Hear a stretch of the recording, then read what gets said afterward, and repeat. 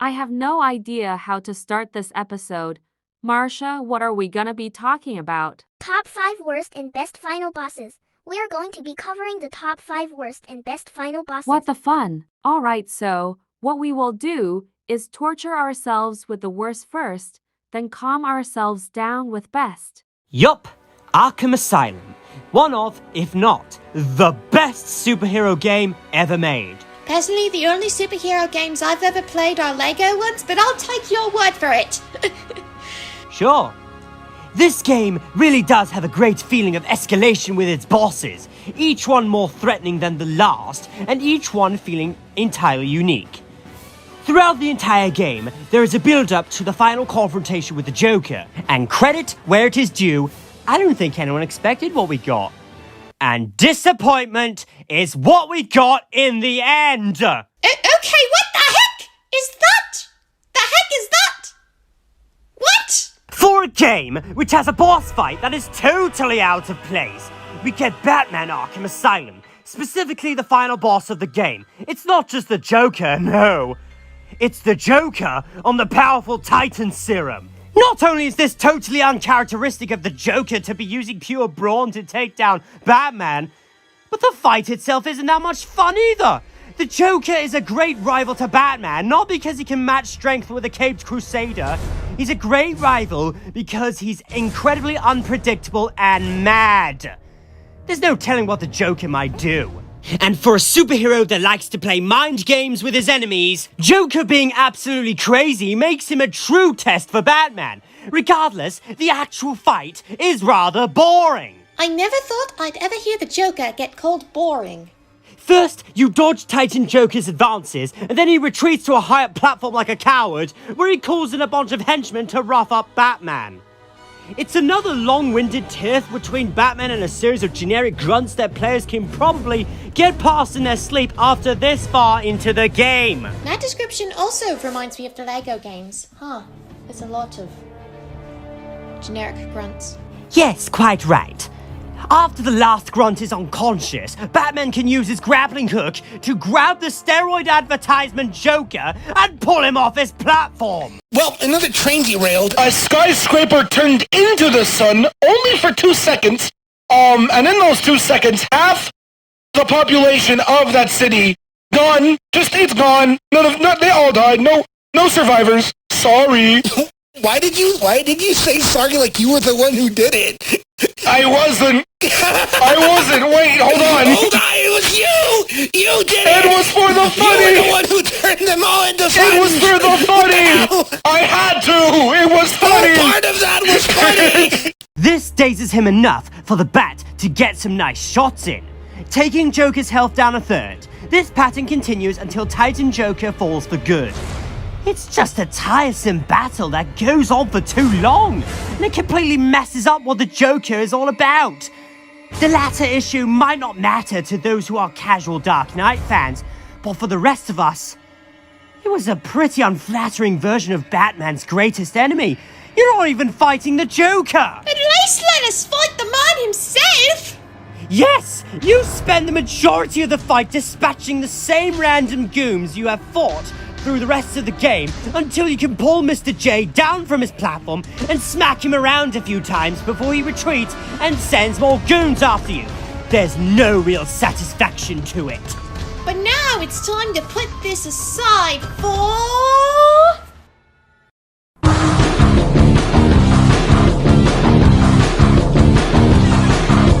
So, here we are, the final boss of the Crash Bandicoot trilogy.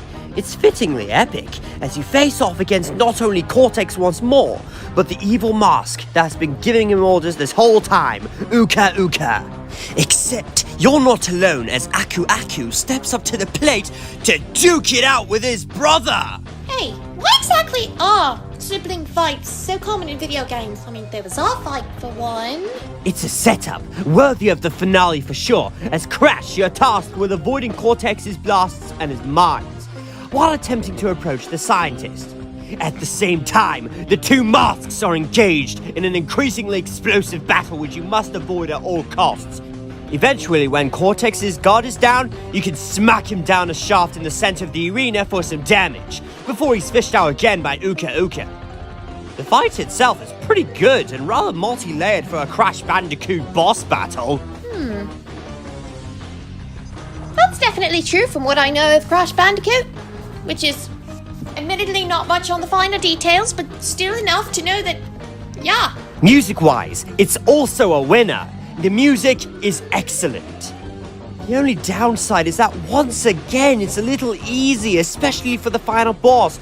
Cortex again suffers from only having 3 hits. I mean, in Crash Bandicoot 1, Cortex went down in 5 hits.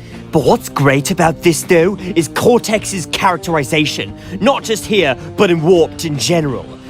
By this point, he really doesn't care anymore. It's funny to see him basically being pushed around by Uka Uka.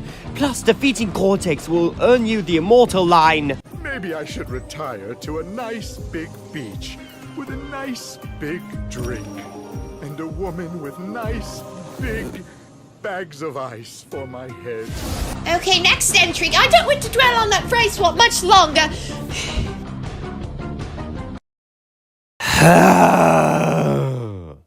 More disappointment on the way.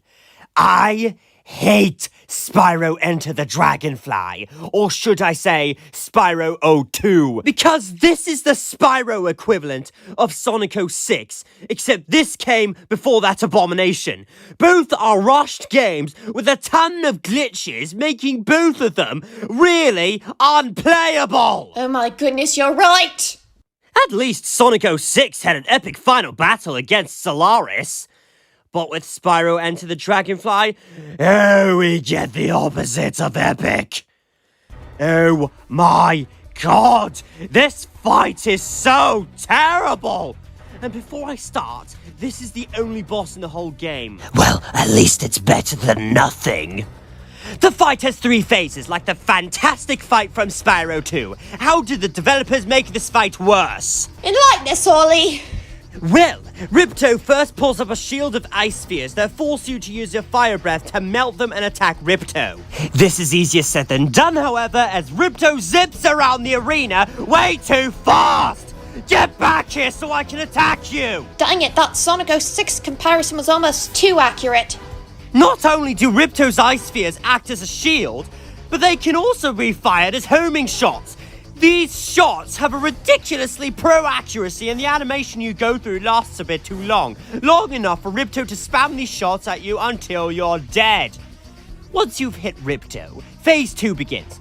Does he become more of a challenge now? Is he gonna make the fight good now? Of course not! He does the exact same thing, but with fire instead of ice, forcing you to use your ice breath instead. But it plays out the exact same way the first phase did, making this phase pointless. So far, the first 2 phases are both identical, but the only difference is instead of ice, it's fire.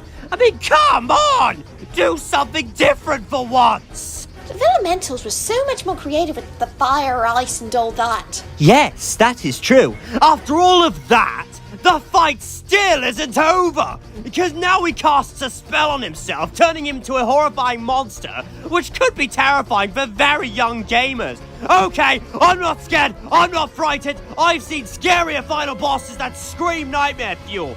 I'm not intimidated by Ripto turning himself into a giant troll. I kind of am, though. The third phase isn't any better, as Ripto's attacks still have the same effects as the first 2 phases. 0 difference! Zilch! The game can also glitch at times by having Ripto's AI completely vanish out of his model, which will prevent the fight from progressing. Oh no, not a soft lock! The music is absolutely terrible. It starts out pretty good at first, but then it becomes a clustered mess at the end, right down to where it sounds like Stuart Copeland is bashing his head against the piano. And, oh my goodness, this has to be one of the worst final boss themes I've ever heard in a video game. All you get for completing 100% of the game is Ripto gaining a third phase and transformation in his final battle, and an ending cutscene after the final battle is somewhat insulting for fans who got the patience to fully complete it. What kind of game requires you to fully 100% the game in order to see the ending? I'm pretty sure I could list a few. Wait a minute, I just remembered the worst part! It's entirely possible to glitch yourself into the final boss as early as about the start of the game! Speedrunners use this as a tactic, and when you do, it only does the first phase! I remember watching this in a video! I hate World of Light. I really do. It has tedious pacing, a mandatory boss rush, most of the mode just consisting of spirit matches, having some unfair spirit battles, and having not much cutscenes or bosses. Overall, a boring story mode and a complete waste of time. But is the final boss worth it? Definitely! If you want to talk about high stakes though, the final battle against Gallem and Dharkon in Super Smash Bros. Ultimate is the epitome of it. After fighting them separately, followed by Master Hand and Crazy Hand going to town on the evil clones, our heroes dodge attacks while platforming up, stopping to battle both light and dark clones, before facing off against all of the game's bosses again, aka another boring boss rush. Gallem and Dharkon collide multiple times before the player fights them both, avoiding their screen-wide attacks and finally putting an end to the cosmic battle in World of Light. Negatives? Once they become stunned, the other will try to attack it. Back off if this happens, as the attack will do 40 to 50% damage, and will score a good chunk of damage on the other. So this attack can negate your opportunity to attack in exchange for them to attack.